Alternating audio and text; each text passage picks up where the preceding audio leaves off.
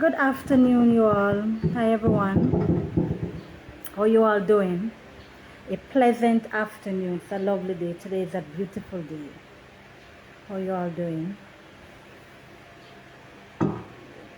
Welcome back to Karen's Vibes.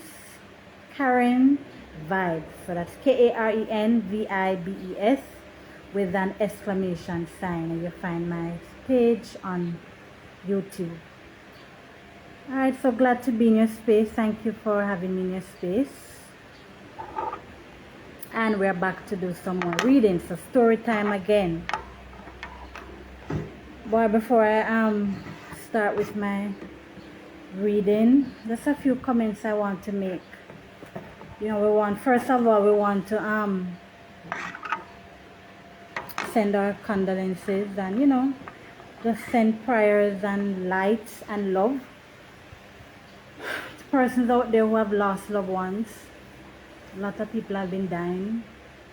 A lot of families are hurting. Something you have to just wonder what is happening. Persons dying violently.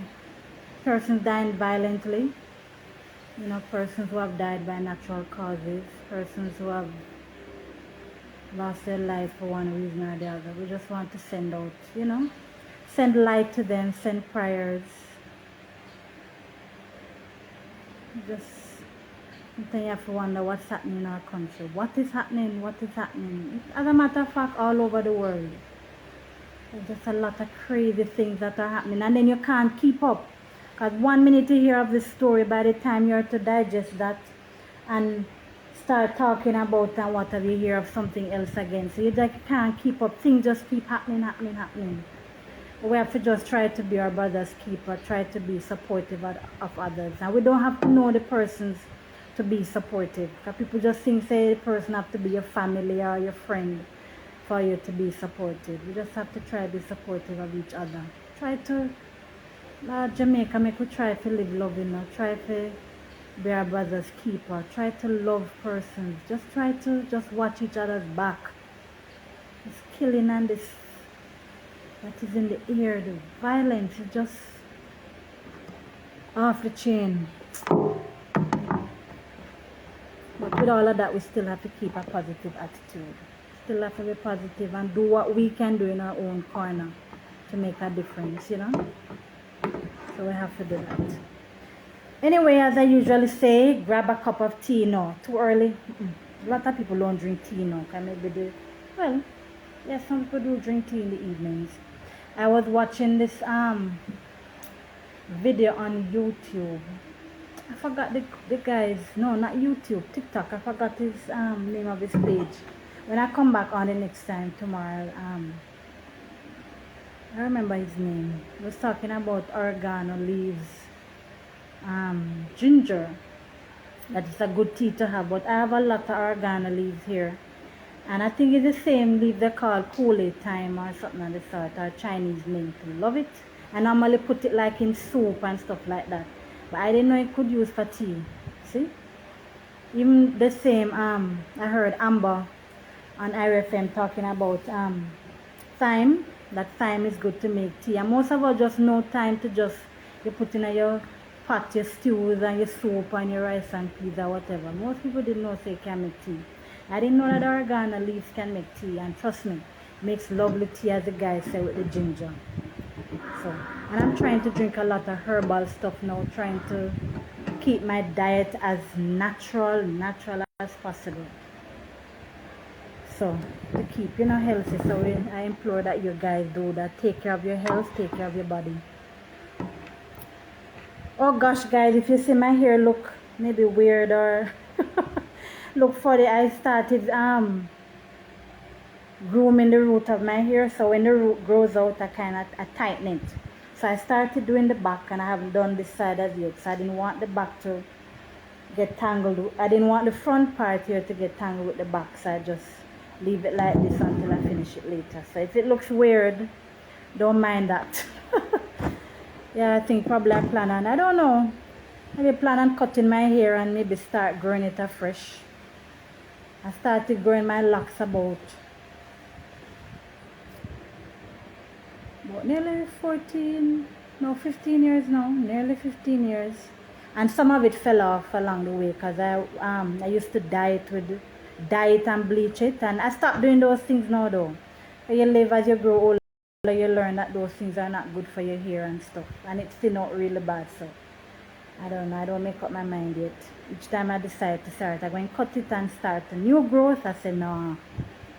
But then I have a problem with the sides of my hair, because I realized that maybe because I used to catch up my hair too tight, I realized that my hair actually, the sides, a lot of people having this problem, and they call it alopecia, but I don't think it's alopecia I have. I know because I used to catch up my hair tight, and the sides of it tend to eat off, if that's the right word.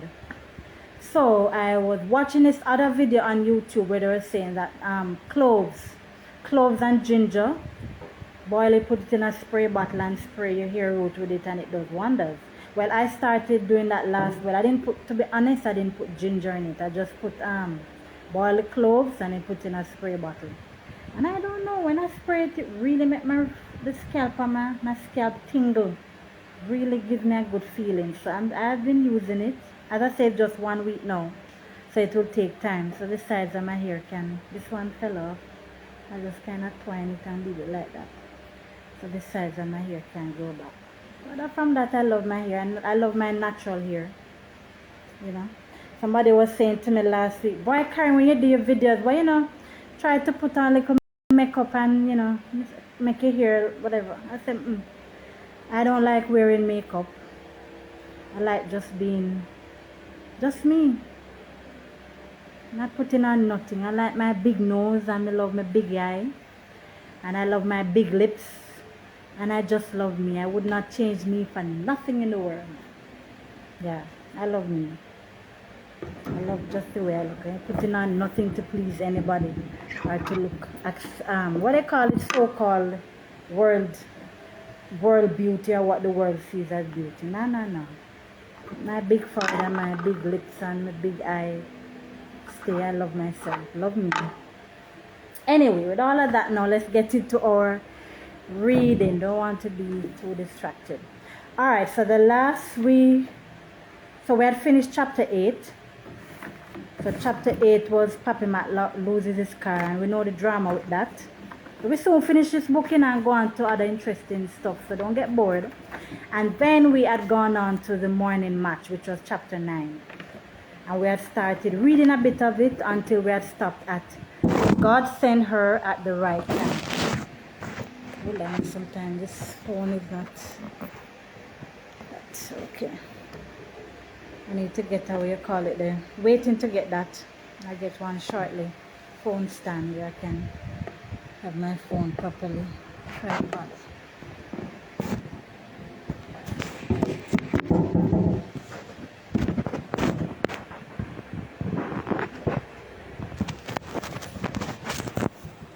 What happened there? Sorry about that, guys. I don't know what happened there. I had to fix it. Alright, so we had started reading chapter 9, which was the morning match. And we had stopped at the part where it said, God sent her at the right time. So the two men were rolling down the hill. They grabbed each other and started fighting. And they were rolling down the hillside. And so we read through that, and we stopped at God sent her at the right time. So if you've been following my videos on Karen Vibes on YouTube, you will see where I left off. Alright, as I usually say. So let's get into it. So as I said, grab a cup of tea or a nice smoothie or a cool drink and just relax. So if you're busy doing something, you can listen while you're doing what you have to do. Alright, so let's go. So we're at chapter 9, part of chapter 9. So we're gonna read where we left off. She is also the person who told me about the unkind things you have been talking. I am glad she's here, exclaimed Peter. It is me, Joplin Banker. You men want to impulate in your confusion. When last did I see you? When last did I see you? I never interfere in people's business. I mind my own business at all times. I am not a Carrigabrincom person. You men should be ashamed of yourselves. Look how you roll in the mud like pigs. I am a child of God. I don't tell lies. I have been saved in Sister Johnson's church for over 5 years now. Jezebel! Jezebel! Shouted Norman, staring at her in disbelief. Lucifer! Lucifer! Exclaimed Peter. Am I hearing right?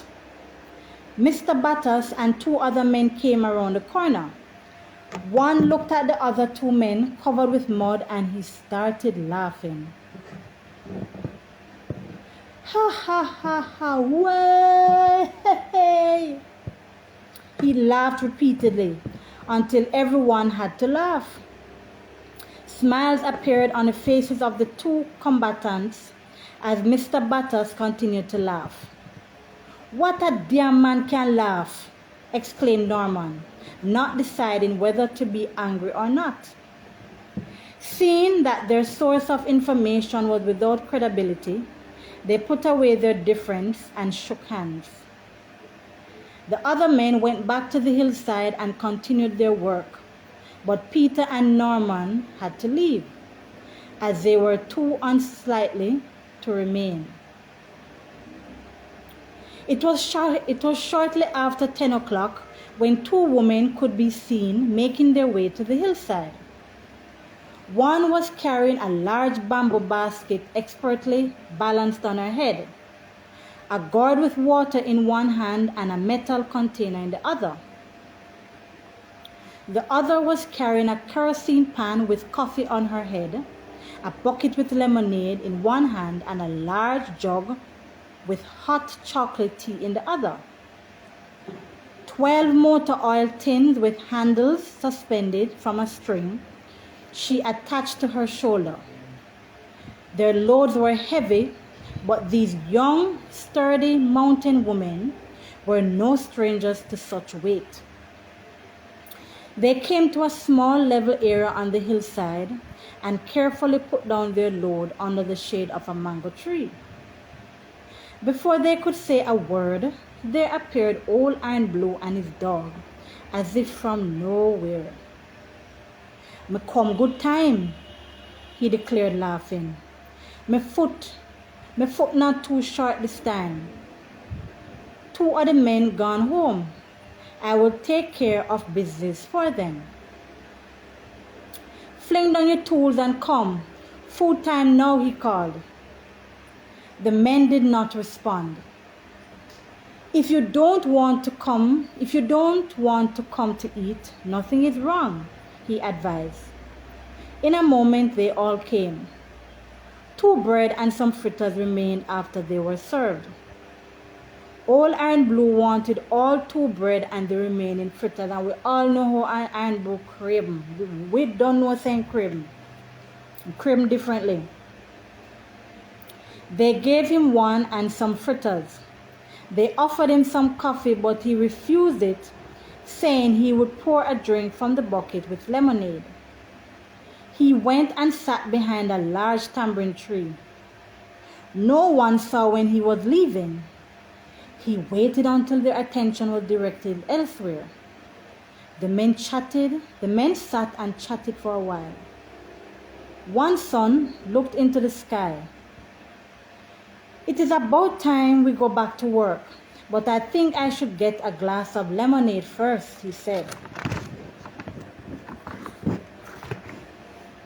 "Me too," said Papa's son. "But where is the bucket?"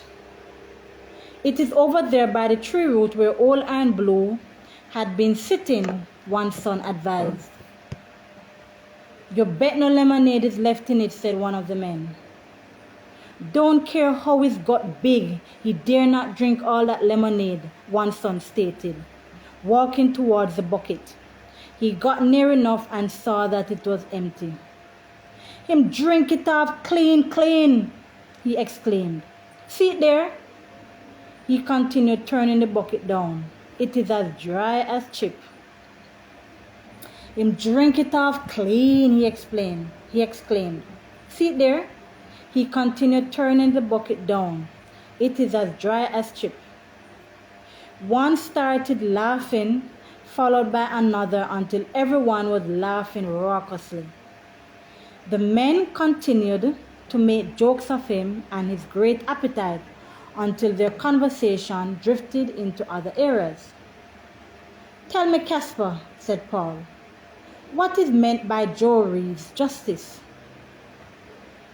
I have often heard you make a mention of it."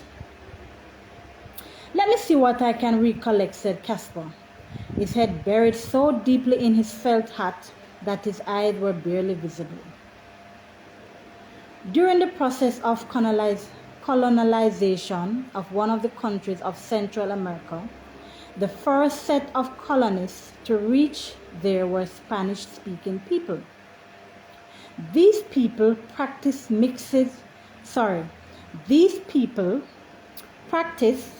mixed farming for a livelihood. The colony was very self-containing, so there was not the need for many traders. In fact, trading was carried on in only the very necessary things that they could not produce.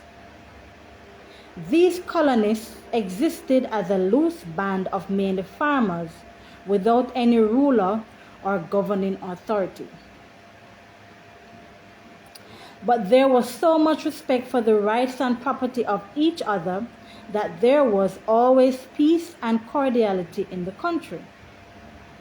Sometime toward the latter part of the 19th century, some Jamaicans began arriving in the country.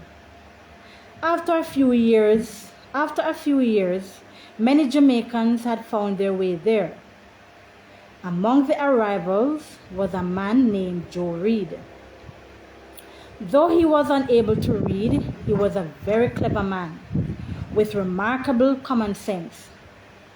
It is certainly because he never went to school that he was not literate, as he was quick to learn and grasp ideas.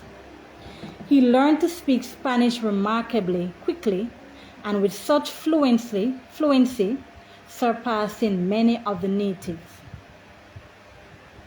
One day, he summoned a meeting and almost the entire population was in attendance. He began speaking in Spanish. "Ever since my arrival in this country, my admiration for you early settlers has never waned. Your spirit of good cooperation and industriousness has never ceased to amaze me. But I must warn you, things will not be like this all the time. More and more people are coming into the country and problems are bound to be created. Since we can anticipate these problems, we must get ready to deal with them before they present themselves. First and foremost, no country can exist without a ruler. You must have a central figure to look towards for direction. If disaster presents themselves, you need that personality to rekindle your spirit so that you can redeem yourself in minimum time. But we know nothing about such type of organization," one man remarked. "Our best selection must be you." See, Senor. They all agreed. I hope I pronounced that properly. "You also need a chief justice and an archbishop. Without someone in charge of justice, we will live in an unjust society, and without someone to direct the religious affairs of the society, we will be an ungodly people. Take for instance, when a person dies here, they bury him without any religious ceremony. You live like ladies and gentlemen, and so you must not be buried like hogs," stated Joe Reed in a most convincing and emphatic manner. "I nominate you for all three positions," declared another. "Yes," they all shouted approvingly. "I humbly accept the honor you have bestowed upon me, and I promise to serve you to the best of my ability," stated Joe Reed with a broad smile. The population remained small, continued Casper, and Joe Reed knew just about everyone in the country. If anyone did not pay tax on time, he would be summoned before the Chief Justice.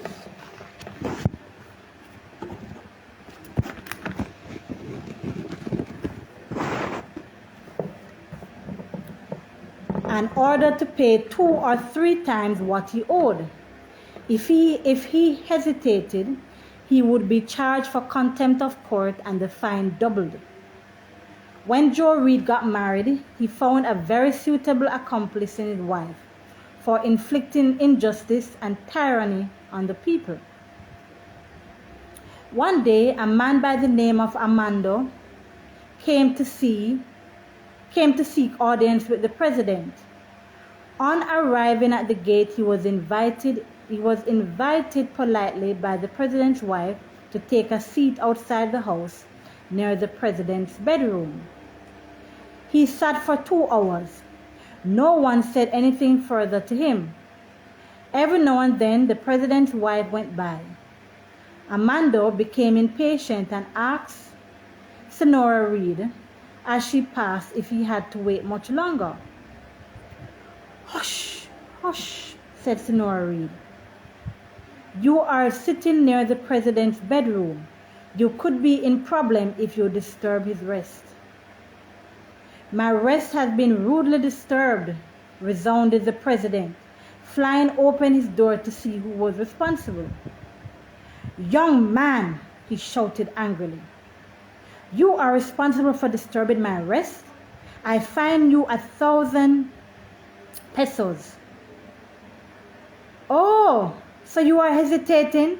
I'll double the fine." Amanda paid up quickly and walked away. This treatment was duplicated daily by Joe Reed.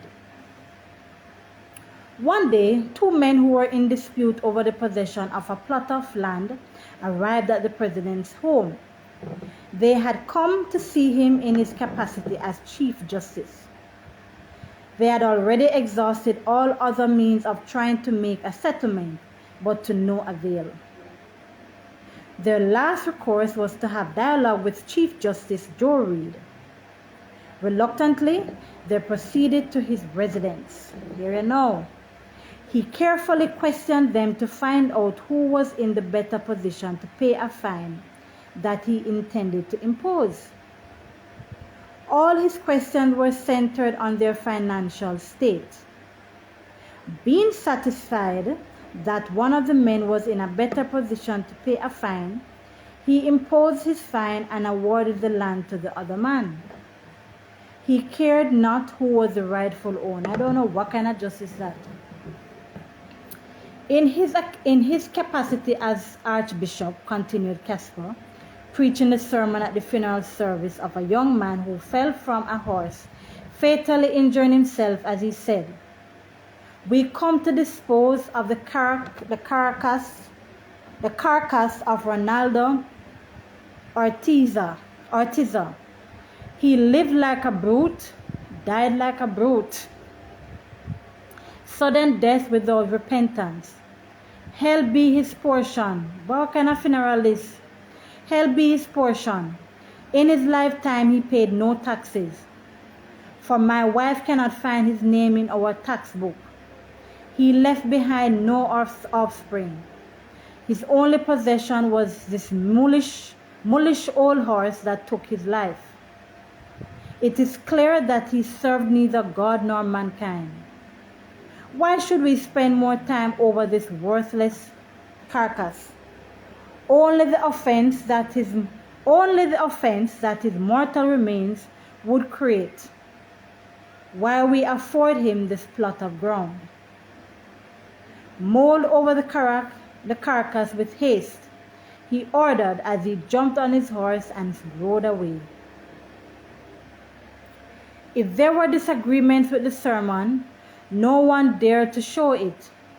They buried him and left. excuse me.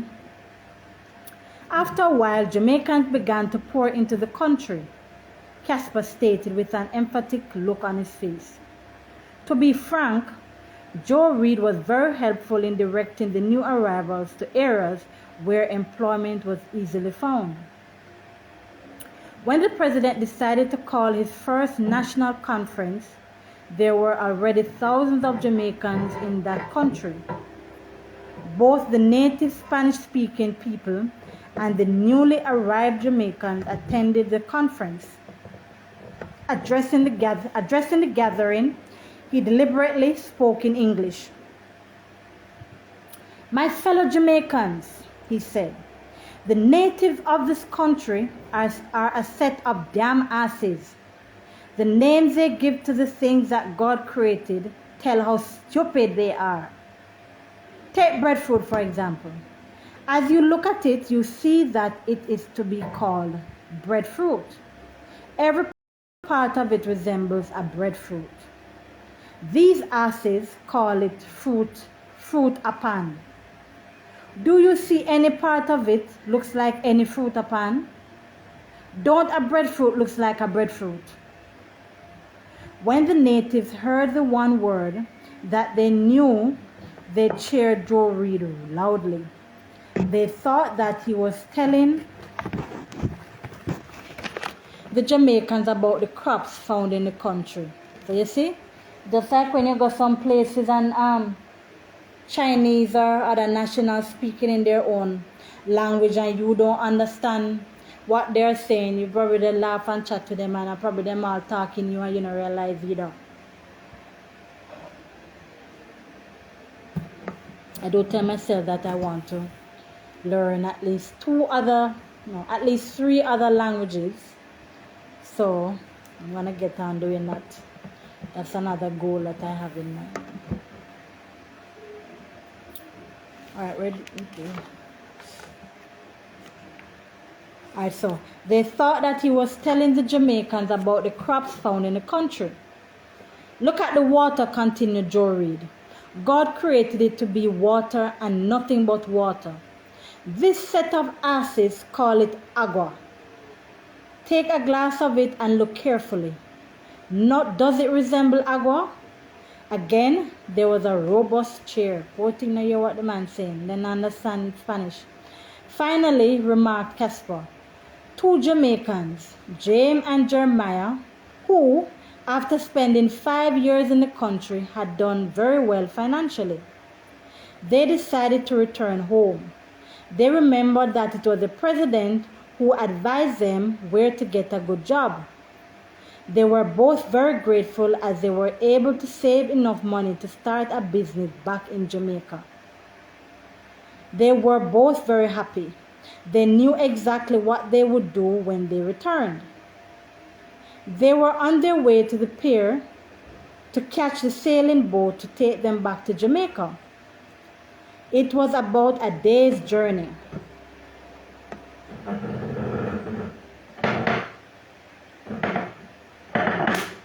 Excuse me guys, them mosquito, if you follow them, you see, bite out the dickens. Sorry about that. Alright, so it was about a day's journey, walking from where they lived to the pier. The route they traveled would take them within a quarter of a mile of the president's home. "I think," said James, "it is only proper for us to go and express our gratitude to the president. After all, if he did not give us some assistance when we came here, we wouldn't find a good job." "Though I am grateful, I will not be going," said Jeremiah. "You may find that you will have to give him all the money you have." "I always like to return thanks. It is only common courtesy that we should," pleaded James. On reaching the gate, James was surprised to see that he was stopped and searched by 4 men who claimed they were the presidential guards. One of them took the money he had in his trousers and waistcoat pockets, counted it carefully, and handed it back to him.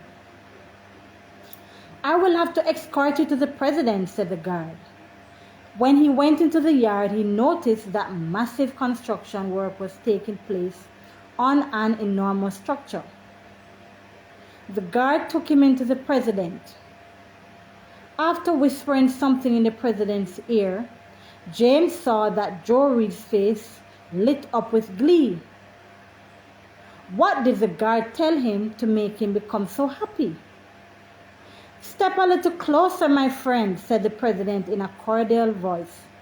"How may I help you?"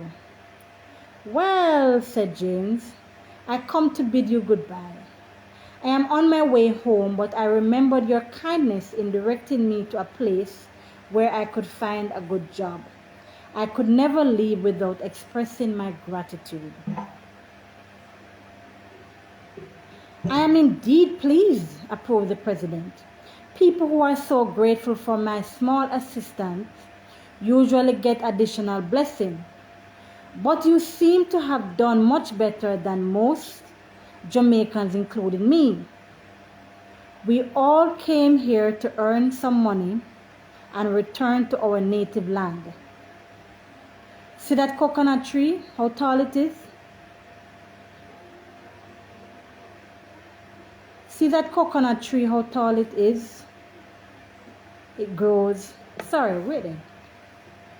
See that coconut tree, how tall it is? Grows. I don't know how they frame that. That no sound proper at all. See that coconut tree, how tall it is? Grows. Anyway, I knew when it was planted, yet I have not earned enough to go back home.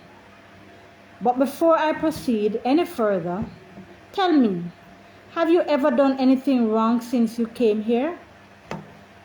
"Certainly not," replied James emphatically. "I thought as much," he said calmly.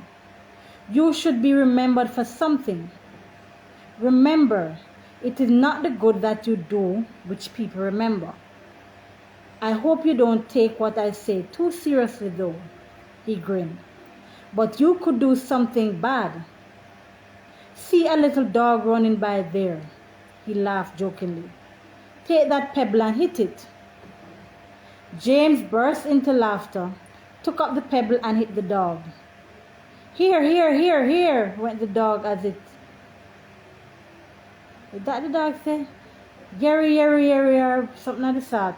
So like I saying, "Here, here, here. Yeri, yeri, yeri." Oh, hee, hee, hee, hee, hee. I think that's what the dog say after and get hit. Hee, hee, hee, hee. When the dog has it shot away. Oh, that's so funny. "You are in serious trouble," remarked the president grimly. So president didn't sound like General. What a story. What a story Casper tell him about this president. "I need not tell you the natives of this country prize their dogs. Imagine you had the gall to hit one of these poor creatures. I have to impose a fine on you in my capacity as Chief Justice of this land. 5,000 pesos. Very reasonable, isn't it?" "Are you joking? You told me to do it," James yelled at him. "I will call my guard to throw you in the cutstone dungeon that lies at the edge of the crocodile-infested swamp. If a man jokingly tell you to commit suicide, would you do it? To say that I tell you to do it is no excuse, but you have to obey the legitimate orders of the President and the Chief Justice. I now advise you that this is one such. I note how slow you are to comprehend. You procrastinate too much. Your fine is doubled." We know so that's what he was coming with, you know. Because where's the guy go tell him how much money he have in his pocket. So me know that's what he was coming with. "Your fine is doubled. Tell me, are you going to pay or not?" In a decisively threatening tone, he asked. "Are you not going to pay or not?" In a decisively threatening tone, he asked. James said not another word. He took out his money and counted it. He found that the total fine came to exactly the sum he had. See, the guard tell him. His thoughts ran back to the guard, who counted his money and whispered something in the president's ear.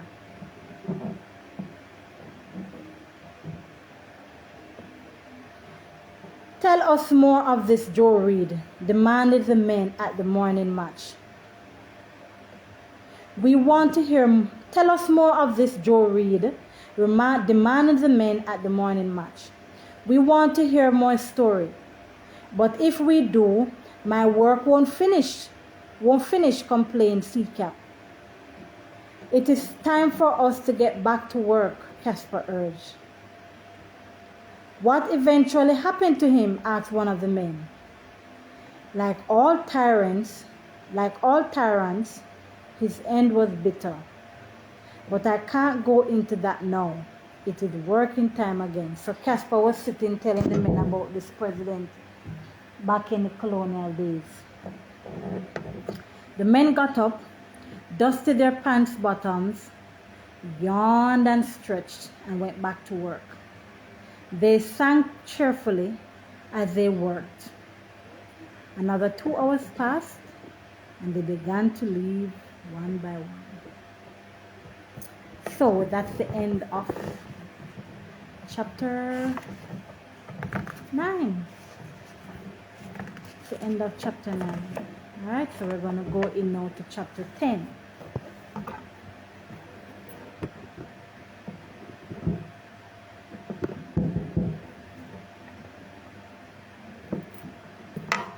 So we're going to go into chapter 10 now. I don't know why mosquitoes biting me like this. I sprayed out the place.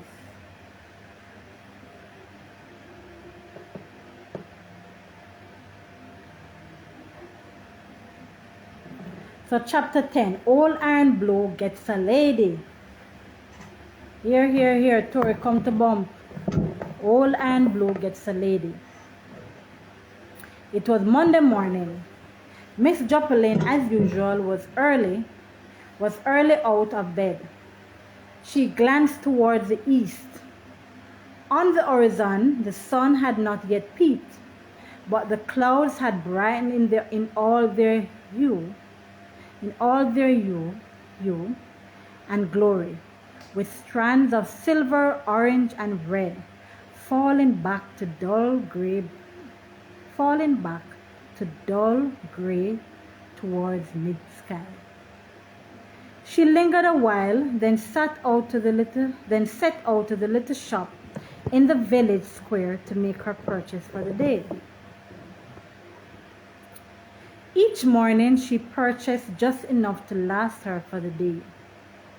That shop from which she purchased the items opened for business very early in the mornings and closed quite late at nights.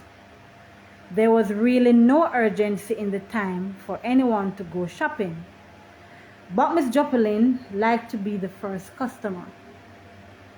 She rounded the corner and came to the large ackee tree at the school gate. Under the tree, sitting on a flat stone, was a fat middle-aged woman. She was of dark complexion with an unusually large nose. She was not beautiful. Her discontented looks aggravated her facial situation. Her head was tied with a plaid handkerchief, above which she wore a short-rimmed felt hat. Beside her on the ground was a large bamboo basket and an oval-shaped straw bag called bankra. Hope I pronounced that properly. Nearby was a large ram cropping the grass voraciously from the roadside, unencumbered by human beings and their distress. Miss Joplin glanced at her and saw that all was not well. She was far from being a happy person. There were dismay and despair on her weary forehead. She rubbed her tired legs with half-open palms as she sat there, focusing her eyes, but with abstract gaze on the approaching stranger. "How are you doing, ma'am?" asked Miss Joplin, as she was near enough. Ma'am, no. Mama," she sighed. "I can't tell you. If I tell you, it will be used to curse me someday, perhaps." "Where are you from?" inquired Miss Joplin.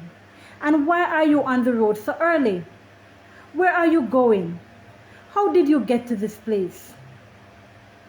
I know that you don't live anywhere nearby, or else I would know you. Speak up. I will understand. I am an understanding person."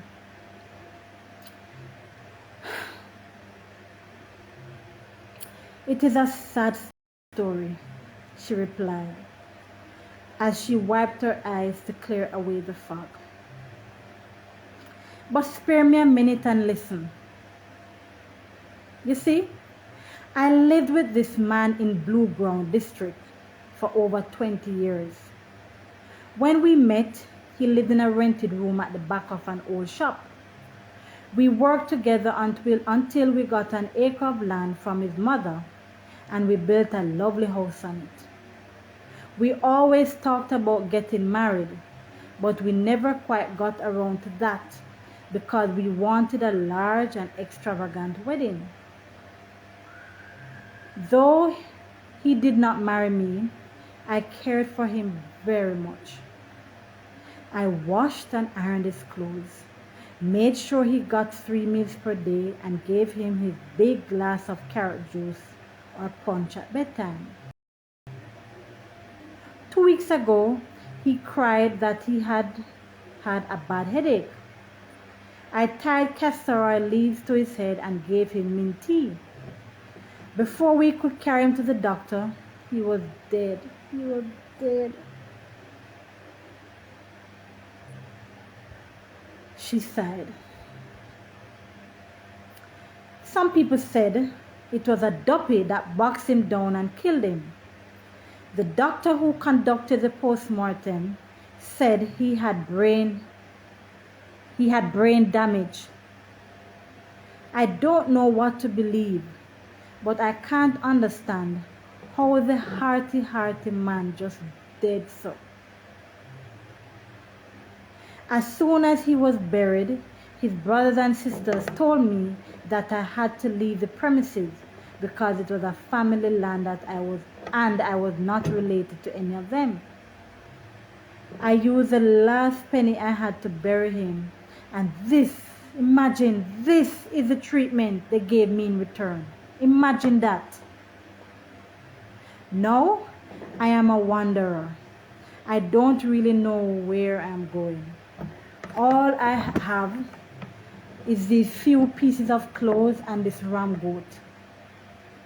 Do you know any kind person or any single gentleman who can accommodate me?" You have gone through great tribulations, my child. I have to cry a little with you," sobbed Miss Joplin, using her hands to wipe her eyes. The stranger also wiped her eyes to clear the tears.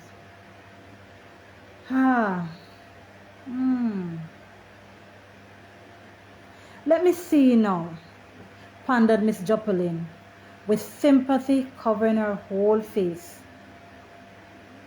"This should be the right district for you, because the men here love large fat women. Even if you were ugly, they would still admire you."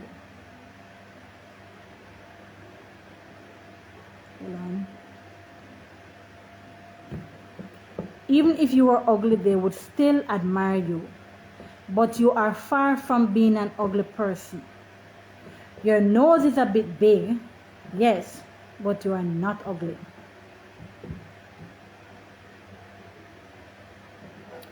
A man that they called Seedcap, living just over the hill, had been trying for many years to get a fat woman, but he was unsuccessful. It is just about 2 months ago. It is just about 2 months ago that a woman came to live with him. I know that is not the type of woman he wanted, because she is little and dry and meager, but he had to take whom he could get. The only man I know living alone in this district is old and blue, but he is so gluttonous. It seems as if he has greedy worm in his belly. I don't know how long you will be able to live with him, but Hog says the first water you see, you're washing it now. That's another Jamaican saying. Hog say the first water you see, washing it, and I believe that very much. In the meaning, it's just a term to say the first opportunity you get, grab it. We know Jamaicans have these sayings. So Hog said the first water you see, you're washing it. I hope he will in fact allow you to stay with him.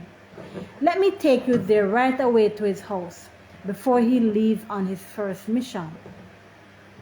She picked up her luggage as Miss Joplin walked ahead.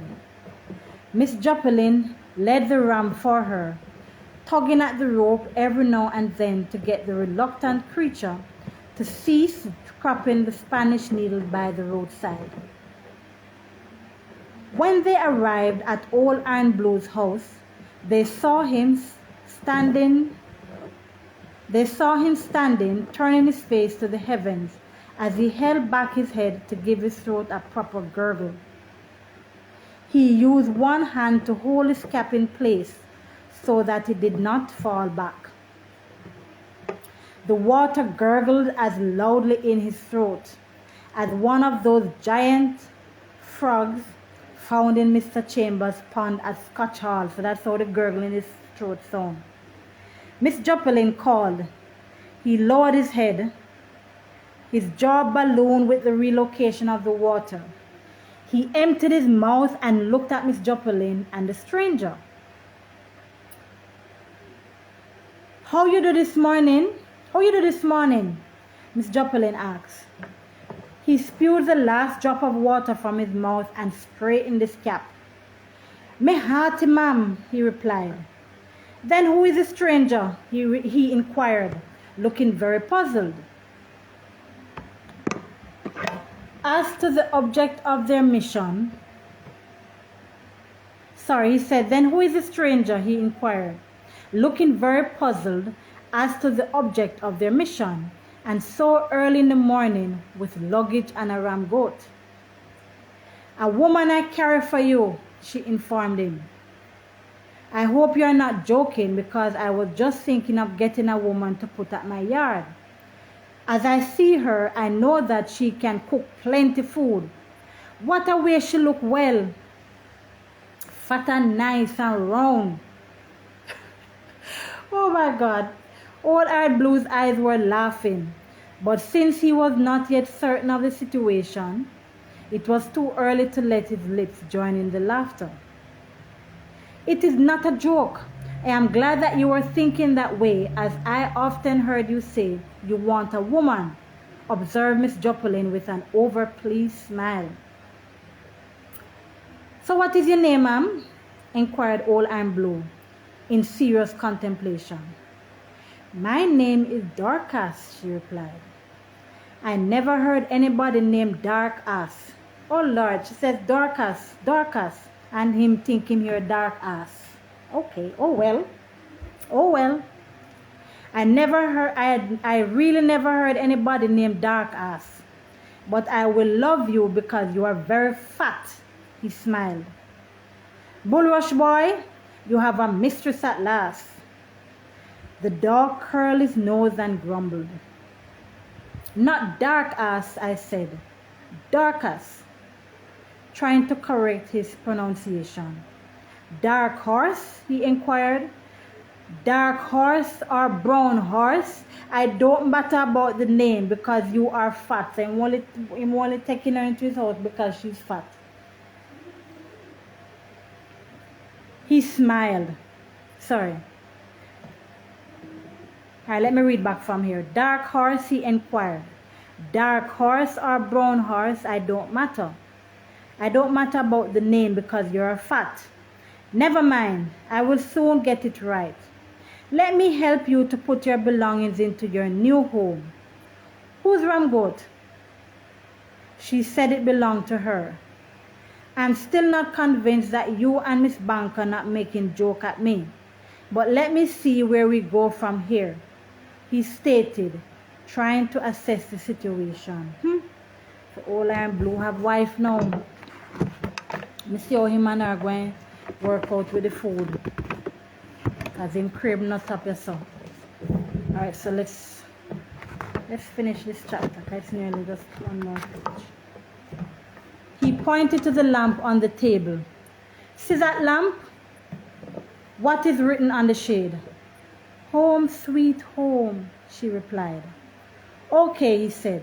You need no further welcome. The lamp has spoken for me. Make yourself homely, he said. As he looked at her, a little spark of laughter appeared at the corner of his mouth. It quickly grew to engulf his entire face, exposing a mouthful of strong white teeth. If everything goes right, someday I will take you to Parson, he mumbled.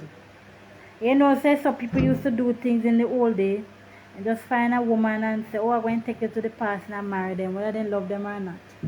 Yes, those days were different from now, where persons date and find their significant other. She looked at the walls of the two-roomed house. It was so carefully whitewashed that it was difficult to be convinced that it was really a mud wall house. The furniture was scanty, but inside was unexpectedly neat for a man of the nature of Old Iron Blue. Even Miss Joplin, who had followed them inside, was surprised to see how neat the house was. So, stick a pin there. So that goes, you see, can't judge a book by the cover. So because a person act a certain way and they're probably loud and brawling and what have you, they always say never judge a book by the cover. Or as Shakespeare said, things are never as they appear to be, which is so true.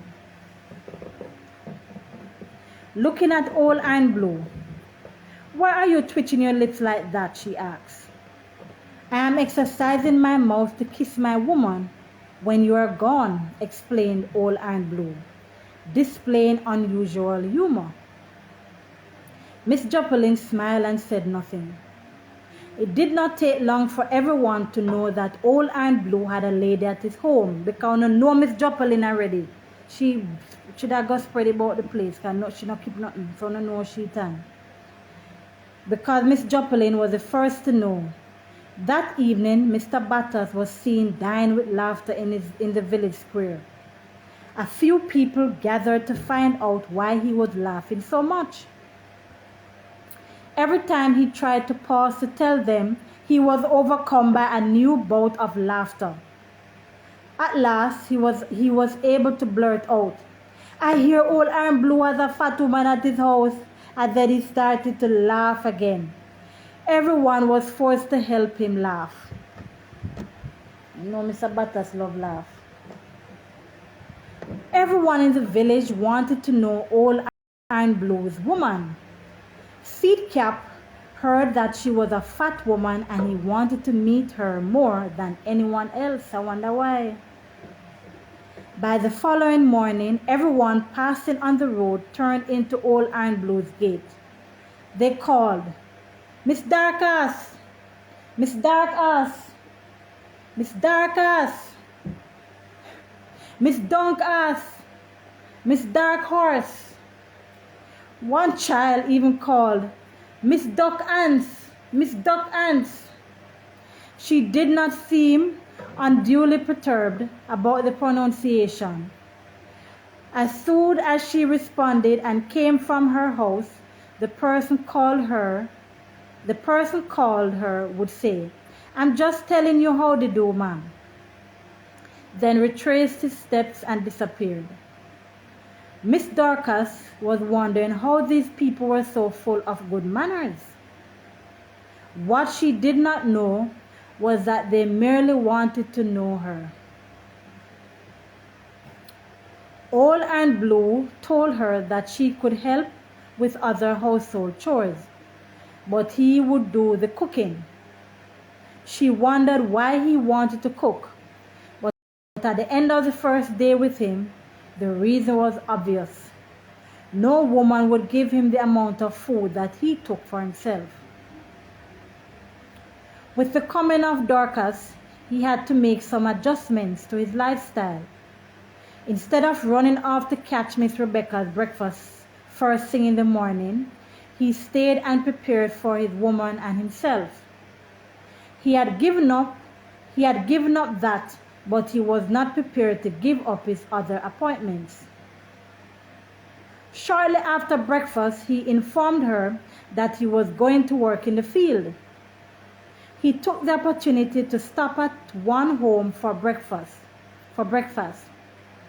As he looked at his watch during the course of the day, he would quickly throw down his fork and scamper to the home that met his particular time schedule. A few days passed as he kept on timing people's spots. Seedcap started to two-time him at his home. As soon as he was out, Seedcap was in. Many days he came home unexpectedly and found Seedcap at his home. Yeah, no.